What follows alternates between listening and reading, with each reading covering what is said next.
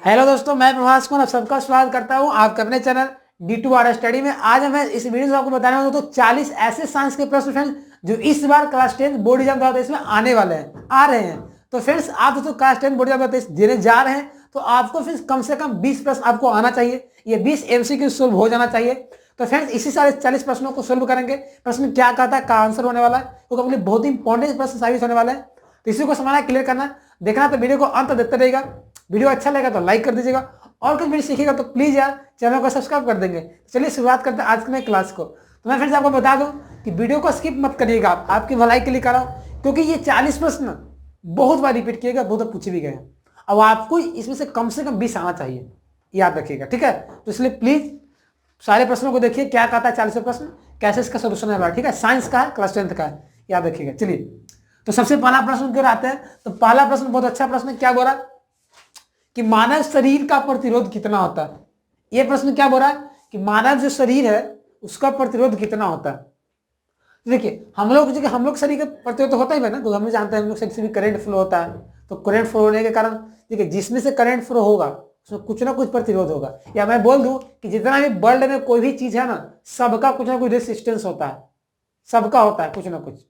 कोई ऐसा नहीं पैदा हुआ है कि उसका कुछ रेसिस्टेंस नहीं होगा, उसे सबका कुछ ना कुछ होता है। भले किसी का ज्यादा रेसिस्टेंस होता है तो वो कुचालक हो जाता है, किसी का बहुत कम होता है तो चालक हो जाता है। तो हम लोग का होता है कितना होता है हम लोग का 100 ओम से क्या आता है, 100 ओम से क्या आता है 100 किलो ओम होता है, ठीक है। चलिए तो इसका आंसर क्या डाल दूंगा।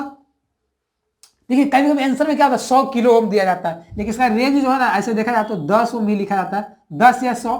100 से कितना हो जाएगा 100 किलो, किलो मतलब समझते हैं, इसमें 1000 से गुना कर दीजिए, उतना ये ओम तक होता है हम लोग का।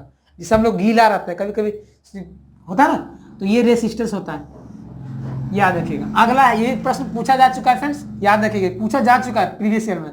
मतलब बिहार स्कूल जैसे बोर्ड जो फ्रेंड्स, बिहार बोर्ड या आप यूपी बोर्ड के तो कोई दिक्कत नहीं है, उनके लिए भी ठीक है, क्योंकि ये बिहार बोर्ड यूपी बोर्ड दोनों में ही साइंस का बुक चलता है, एनसीईआरटी बुक चलता है, और दोनों में सब पढ़ना ही है।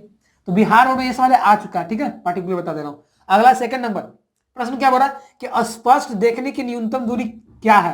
हम लोग मिनिमम कितना दूरी तक देख सकते हैं वस्तु को, मिनिमम मिनिमम यानी कि कम से कम। जब नजदीक ला देगा तो स्पष्ट कहां तक देखेंगे, तो 25 सेंटीमीटर तक देखेंगे, ठीक है।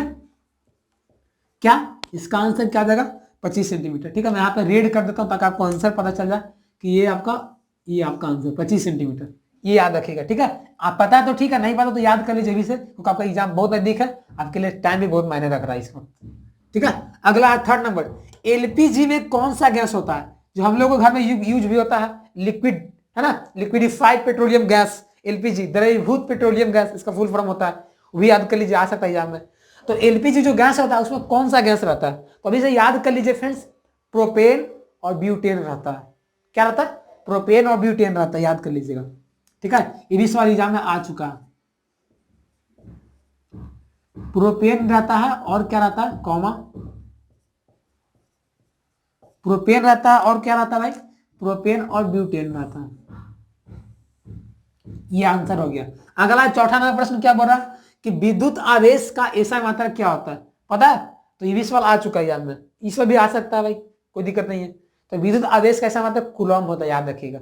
कूलॉम्स जो साहब थे उनका पूरा नाम था, ठीक है। तो कूलॉम्स एक साइंटिस्ट है, तो उन्हीं के सम्मान में रखा गया था आवेश का ऐसा मात्रा, या आपको चार्ज ही बोल सकता है, कूलॉम।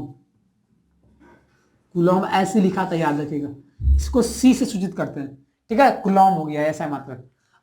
अगला फिर से बढ़ते हैं क्वेश्चन नंबर 5 की। प्रश्न क्या बोल रहा है कि 1 माइक्रो एम्पियर कितने के बराबर होता है। देखिए ये भी सवाल आ चुका है एग्जाम में, पूछ भी सकता है, ठीक है। देखिए बता दो, ये जो नया नया प्रश्न पढ़ना बहादुरी नहीं है, लेकिन जो प्रश्न आ चुका है ना उसको तो पकड़ के रखो।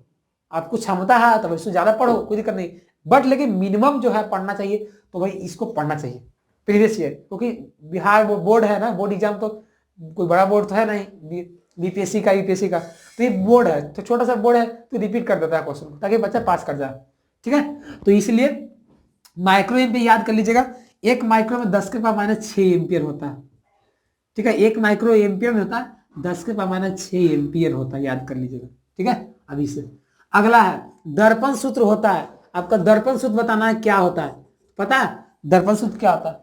देखिए दर्पण सूत्र मैं फॉर्मूला बता देता, मैं प्रूव भी कर दिया, मैं चैनल में प्रूव भी किया हुआ दर्पण सूत्र का, एग्जाम में आता है 5 मार्क्स से सवाल है। तो आपको प्रूव नहीं करना आता है मिरर फॉर्मूला तो हमारे चैनल में जाइए, लिखिए यूट्यूब पे से लिखिए सर्च बार में दर्पण सूत्र D2R स्टडी, आपका आ जाएगा। लेंस सूत्र भी किया हुआ है, सारा किया हुआ है, आप चैनल में जाकर देख सकते हैं, ठीक है। डिटेल में बहुत सारा पढ़ाया गया। तो दर्पण सूत्र होता है, याद कर लीजिएगा इसे, यदि नहीं पता था 1/A बराबर 1/V प्लस 1/U, ये याद कर लीजिए। ये क्या होता है, दर्पण सूत्र होता है, ठीक है। 1/A बराबर 1/V प्लस C। अगला 7 नंबर, प्रकाश की किरणें गमन करती है, तो याद कर लीजिएगा सीधी रेखा में।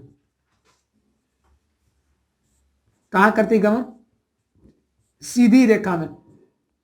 प्रकाश की किरणें कैसे गमन करती है, सीधी रेखा में।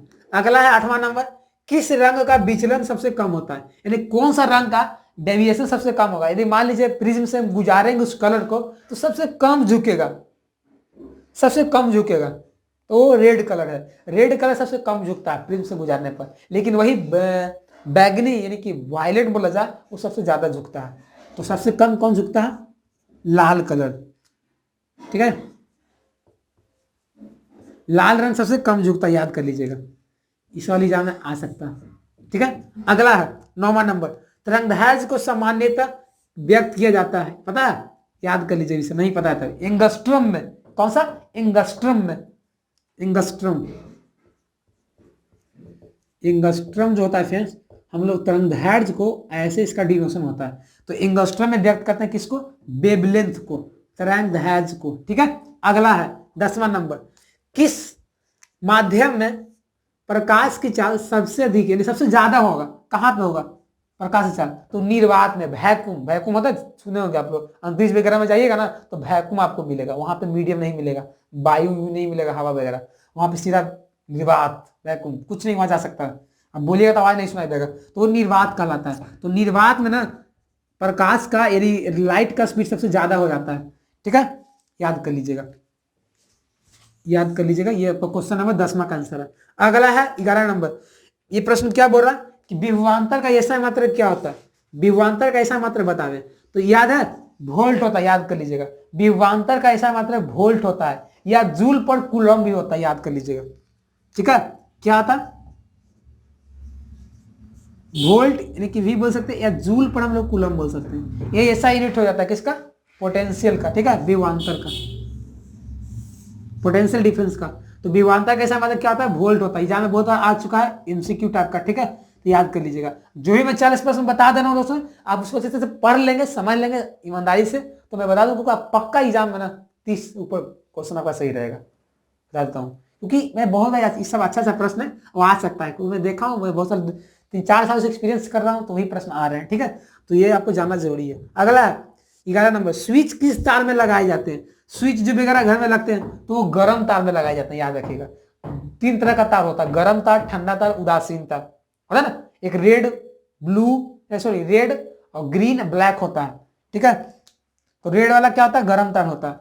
तो कौन सा होता है, आंसर आ जाएगा गर्म तार। ये सवाल आ चुका है एग्जाम में प्रीवियस ईयर में। तो गर्म तार में लगाया जाता है स्विच। अगला 13 नंबर, अब केमिस्ट्री शुरुआत होगी, ठीक है, मैं बताने भूल ही गया, ये तो अब टेंशन नहीं लिए। यहाँ पे क्लास 10 सब जानते हैं, साइंस में क्या फिजिक्स केमिस्ट्री बायोलॉजी रहता है, तो मैं तीनों प्रश्नों को लिया हूँ, टेंशन मत लीजिए। फिजिक्स केमिस्ट्री बायोलॉजी तीनों प्रश्न यहाँ पे लिया गया, ठीक है, तीनों सब्जेक्ट का। अब स्टार्ट होता है भाई केमिस्ट्री का। तो ये प्रश्न क्या बोला था कि धोने का सोडा का रासायनिक सूत्र क्या होता है, तो याद कर लीजिएगा, नहीं पता तो Na2CO3, ये धोने वाला सोडा का रासायनिक सूत्र होता है। इससे हम लोग कपड़े वगैरह धोते हैं, धुलाई वगैरह में उपयोग करते हैं। तो ये क्या होता है, ये धोने वाला सोडा का केमिकल फॉर्मूला होता है। अगला आप 14 नंबर, कार्बन के कितने अपरूप हैं, तो याद कर लीजिएगा, कार्बन के 3 अपरूप हैं, मैं बताया था। कौन कौन सा है, हीरा है, ग्रेफाइट है और फ्लोरीन है, ठीक है, फ्लोरीन नहीं, फ्लोरीन, फ्लोरीन, ठीक है। तो 3 अपरूप होता है। 15 नंबर प्रश्न क्या बोल रहा कि प्लास्टर ऑफ पेरिस का आणविक सूत्र क्या होता है, तो आणविक भाई टेंशन मत लेना, आणविक सूत्र या रासायनिक सूत्र बात बराबर है, ठीक है। इसका क्या आता है भाई, पता है, CaSO4 half H2O, CaSO4 half H2O, CaSO4 half H2O किसका होता है, प्लास्टर ऑफ पेरिस का रासायनिक सूत्र होता है, ठीक है। चलिए आगे बढ़ते हैं। अगला 16 नंबर, कैल्शियम की परमाणु संख्या कितना होती है? तो कैल्शियम का परमाणु संख्या कितना होता है? 20 होता है, याद रखिएगा। कैल्शियम का परमाणु संख्या कितना होता है? 20 होता है, याद रखिएगा। और परमाणु द्रव्यमान कितना होता है? 40 होता है, याद रखिएगा। ठीक है। अब फ्रेंड्स आपको परमाणु संख्या ना देखे यदि पूछ देगा बोर्ड एग्जाम में, इस बार मान लीजिए कैल्शियम में इलेक्ट्रॉन की संख्या कितनी होती है, तो 40 मारिए, सॉरी 20 ही मारिएगा, क्योंकि परमाणु संख्या इलेक्ट्रॉन संख्या के बराबर होता है, प्रोटॉन के ही बराबर होता है। ठीक है, तो 20 याद कर लीजिए। अगला है 17 नंबर, कार्बोक्सिल समूह कौन है?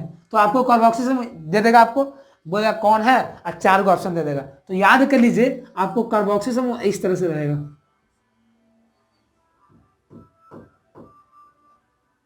देखिए यहां पे C रहेगा, यहाँ पे डबल बॉन्ड O रहेगा, यहाँ पे O रहेगा, H रहेगा। तो ये रहेगा कार्बोक्सिल समूह है, ये कार्बोक्सिलिक एसिड का फंक्शनल ग्रुप है।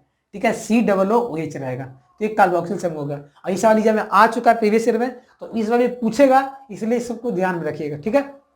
18 नंबर, रासायनिक अभिक्रिया में भाग लेने वाले पदार्थ क्या कहलाते हैं? कोई केमिकल जो रिएक्शन होता है वहां पे जो भाग लेने वाला पदार्थ क्या कहलाता है? हम सब जानते हैं कि रासायनिक अभिक्रिया में एक भाग लेता है, एक बनता है।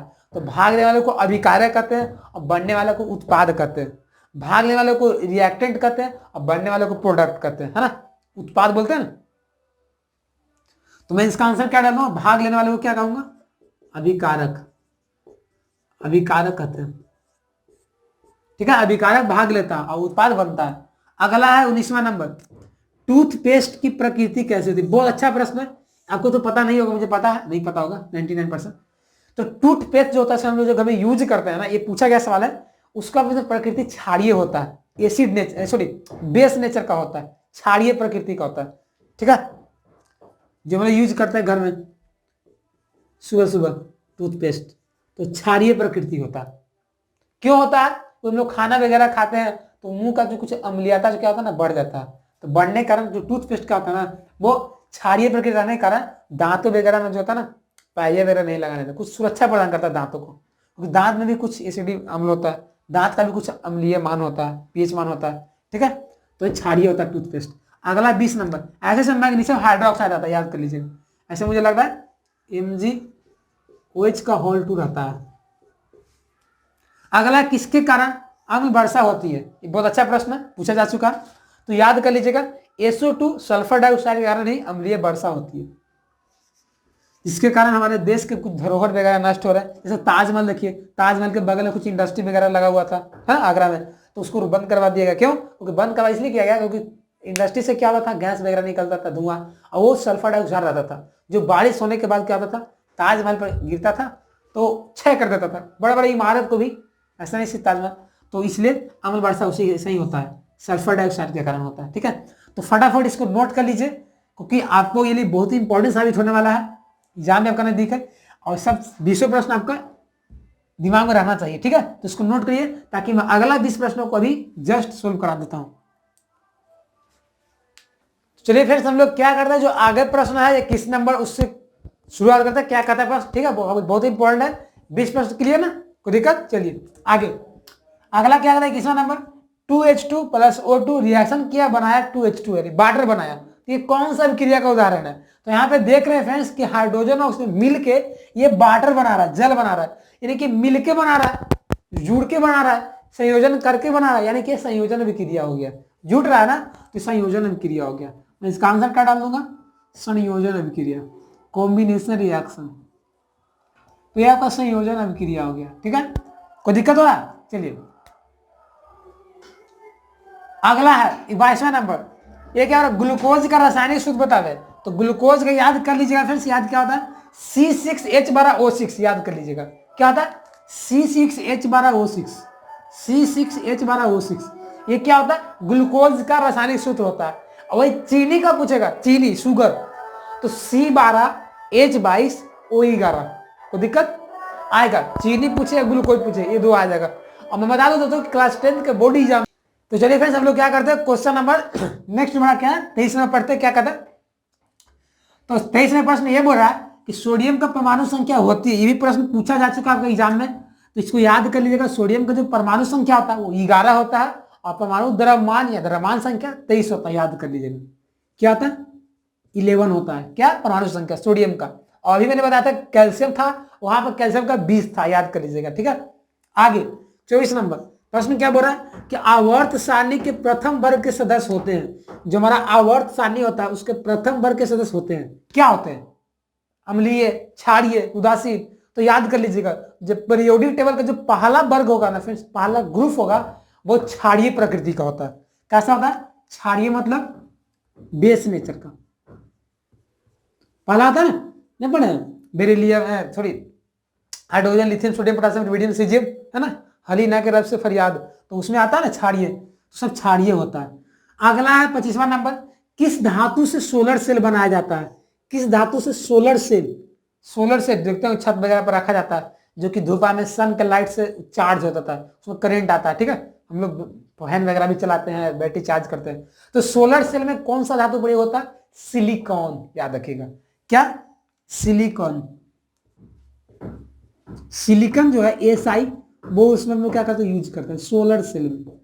ठीक है, याद कर लीजिए, ये हमें आ चुका है, आ सकता है। आगे 26 नंबर, ये बोल रहा है कि K2SO4 क्या है? यानी कि पोटासियम सल्फेट। K2SO4 का मतलब ये होता है पोटासियम सल्फेट, वो क्या है? तो याद कर लीजिएगा, लवण है। एग्जाम में आया था, बोल दिया था K2SO4 क्या है? अम्लीय, क्षारीय की उदासीन की लवण है। तो याद करिए K2SO4 क्या है? लवण है, याद रखिएगा। लवण का मतलब है साल्ट, है ना। लवण का मतलब होता है ना साल्ट, में लिख देता हूं ब्रैकेट में, साल्ट है। अगला है 27वां नंबर, एटीपी का पूरा नाम क्या है? तो याद कर लीजिएगा फ्रेंड्स, एटीपी देखिए बायोलॉजी में घुस गए हम लोग। देखिए मैंने पहले फिजिक्स लिया, मैं फिर केमिस्ट्री का खत्म किया, और मैं बायोलॉजी का ले रहा हूँ, क्योंकि आपका क्लास 10 बोर्ड एग्जाम में, जो बिहार बोर्ड का पैटर्न बता रहा हूँ अभी, ठीक है, वहां पे आपको ना 40 प्रश्न रहेंगे साइंस के, इसमें से आपको फिजिक्स केमिस्ट्री बायोलॉजी तीनों रहेगा मिक्स। 13-13 जोड़ लीजिए, हाँ, 13-3-39, 1-2 नंबर का फर्क रहेगा। तो एटीपी का फुल फॉर्म क्या होता है? याद कर लीजिएगा। एटीपी जो हम लोग एनर्जी के फॉर्म में आता है ना, जब श्वसन की क्रिया होती है तो वहां पे ग्लूकोज का विखंडन होता है, उससे एटीपी के फॉर्म में एनर्जी आता है ना।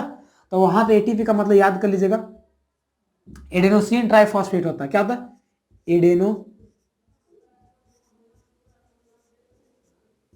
एडेनोसिन ट्राई एडेनोसिन ट्राइफॉस्फेट क्या होता है भाई? ये क्या आपका एटीपी का पूरा नाम होता है। क्या होता है? एटीपी का ये पूरा नाम होता है। ठीक है, ये सारा आंसर आपका। अगला है 28 नंबर, मानव हृदय कितने कोष्ठक में बटा होता है? हम लोग का जो ह्यूमन जो हार्ट होता है, वो कितने ब्रांच, कितने चैम्बर में बटा होता है? चैम्बर, तो 4 चैम्बर, याद रखिएगा। 4 भाग हम लोग का जो हृदय होता है ना, 4 भाग में बटा रहता है, 4। आगे है 29 नंबर, पौधों में गैसों का विनिमय किसके द्वारा होता है? जो पौधा वगैरह होता है वहां पे गैस का एक्सचेंजिंग होता है ना, ऑक्सीजन कार्बन डाइऑक्साइड छोड़ने लेने का। तो वो होता है फ्रेंड्स कैसे? रंध्र के द्वारा। जो पत्ती में रंध्र होता है ना, स्टोमेटा, उसके द्वारा होता है, याद कर लीजिएगा। तो मैं यहाँ पे दे लेता हूँ आंसर में, रंध्र द्वारा। रंध्र कहाँ होता है? पत्ती में होता है, पत्तियां, लीफ। ठीक है, अगला है 30वां नंबर, निम्न में नर युग्मक कौन है? ठीक है, तो नर युग्मक याद जानते हैं आप लोग, निम्न दिया या नहीं दिया तो मतलब नहीं, आप जानते हैं शुक्राणु जो होता है नर युग्मक होता है। शुक्राणु क्या होता है? स्पर्म, इसको अंग्रेजी में बोलते हैं। ये क्या होता है? आपका नर युग्मक होता है। ठीक है, मेल गैमीट, गैमीट बोलते हैं इसको। तो नर युग्मक हो गया। अगला है 31वां नंबर, जिब्रेलिन क्या है? तो जिब्रेलिन क्या है? तो जिब्रेलिन फिर याद कर लीजिए, पादप हार्मोन है, ये पेड़ पौधों में निकलता है जिब्रेलिन हार्मोन। हम लोग को सिर्फ आता है हार्मोन, तो उसी तरह से पेड़ पौधों में भी निकलते हैं पादप हार्मोन। आपको पढ़ना पड़ेगा, ऑक्सीटोसिन, जिब्रेलिन, एब्सिसिकम, है ना, बहुत सारा आपको मिलेगा, साइटोकाइनिन, वो सब पादप हार्मोन होते हैं। अगला 32 नंबर, पादप में फ्लोएम उत्तरदायी होता है। पेड़ पौधों में फ्लोएम किसके लिए उत्तरदायी होता है? क्या करता है? तो फ्रेंड्स, पादप में फ्लोएम क्या करता है? भोजन का स्थानांतरण करता है, भोजन का संबंध करता है। ठीक है, मैं यहाँ पे क्या आंसर डाल दूंगा? भोज्य पदार्थ का परिवहन करता है। अब से पेड़ पौधे में कहीं भोजन पहुंचाना किसी अलग अलग भागों में, तो ये फ्लोएम के द्वारा ही संभव होगा। अब मान लीजिए पेड़ पौधा में वाटर को पहुंचाना है, तो वो जाइलम के द्वारा होता है। ठीक है, चलिए, ये सब आंसर है जो नीचे रेड किया हूं। अगला है फ्रेंड्स 33 नंबर, पत्तियों का मुरझाना किस हार्मोन से होता है?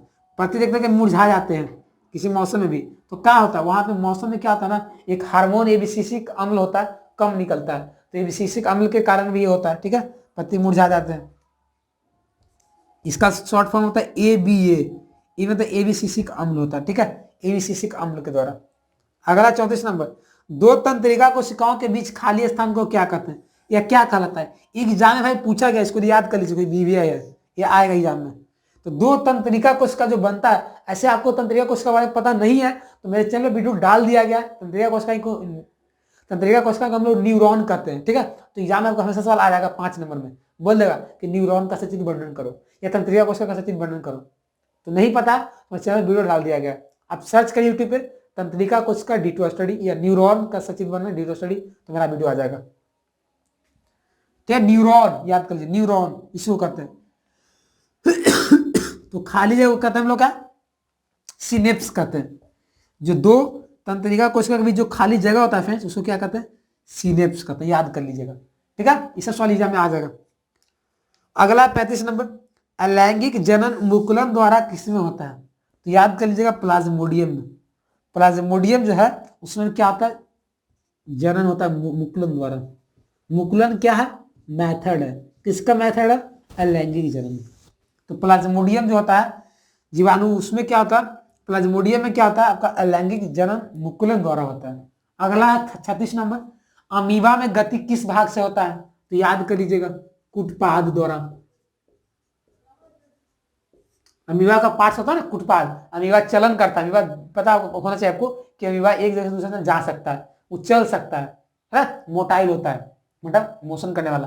तो अमीबा में गति कुटपाद के माध्यम से होता है। आवासधानी में क्या होता है? भोजन का पाचन होता है, भोजन का संचय होता है कुटपाद के द्वारा। अगला 37 नंबर, रक्त का थक्का बनाने में सहायक होता है। तो याद कर लीजिएगा बिम्बाणु या प्लेटलेट्स होता है जो रक्त को थक्का बनाता है, बिम्बाणु द्वारा बनता है, ठीक है, थक्का। अगला है 38 नंबर, परागकोश में होता है क्या? तो परागकोश में क्या होता है? परागकण होता है, याद कर लीजिए, ये भी एग्जाम में आया हुआ सवाल। अगला 39 नंबर, एक वयस्क मनुष्य में कितने दांत होते हैं? तो 32 दांत होता है, याद कर लीजिए, 32 दांत होता है। अगला 40 नंबर, वसा का पाचन किस एंजाइम के द्वारा होता है? तो लाइपेज द्वारा। लाइपेज एक एंजाइम है जिसके द्वारा क्या होता है? वसा यानी कि फैट का पाचन होता है, डाइजेशन होता है। तो इस तरह से ये 40 प्रश्न थे जो आपके लिए बहुत ही इंपॉर्टेंट साबित होंगे इस बार के 2023 के बोर्ड एग्जाम में, ठीक है। तो इसलिए प्लीज इस 40 प्रश्नों को दिमाग में रखिए, याद रखिए, ठीक है, किसी तरह से, क्योंकि ये सवाल आ जाएगा तो आपको छूटना नहीं चाहिए, क्योंकि मैं पहले बता दिया हूँ, ठीक है। इस सब प्रश्नों को दिमाग में रखिएगा, ठीक है। तो मुझे इंपॉर्टेंट था, बता दो पहले दोस्तों कि प्रश्न जो ना एग्जाम में पूछे भी जा चुके हैं पहले भी, तो रिपीट करेगा। क्लास 10 का साइंस का सिलेबस बहुत छोटा है, तो कहाँ से पूछेगा सवाल है? इधर उधर कल्टेगा, पलटी करेगा, पिछले का आगे के पिछले, तो इसलिए इसको याद रखिएगा, ठीक है। तो इसको स्क्रीन कर ले। तो फ्रेंड्स आज के इतना ही। आज का वीडियो कैसा लगा? अच्छा लगा ना? कुछ सीखिए, हेल्पफुल था आप सबके लिए, तो प्लीज यार वीडियो को लाइक कर देंगे और चैनल को सब्सक्राइब नहीं किए तो देर किस बात की, प्लीज सब्सक्राइब दिस चैनल, क्योंकि फ्रेंड्स मैं ऐसे ही वीडियो लाता रहता हूँ आप सबके लिए। और इस बार तो बोर्ड एग्जाम आपका नजदीक है, तो मैं इसे सपोर्ट करने के लिए मैं आपका सपोर्ट कर रहा हूँ वीडियो के माध्यम से, इसलिए प्लीज चैनल को सब्सक्राइब कर रखें। और फ्रेंड्स ज़्यादा मैं यही कहूँगा कि वीडियो को शेयर करिएगा अपने फ्रेंड के साथ, जो आपके साथ पढ़ते हैं उनका भी एग्जाम आप ही के साथ होने वाला है, तो प्लीज बस शेयर करिए ताकि आपके दोस्त भी पढ़ेंगे, आगे बढ़ेंगे। और मैं फिर से बता दूं तो आप सबके लिए इन्फॉर्मेशन के रूप में दोस्तों कि 1 जनवरी 2023 को मेरा एक नंबर रिलीज होगा फिर, जिसमें नंबर से आप मुझसे कांटेक्ट हो सकते हैं।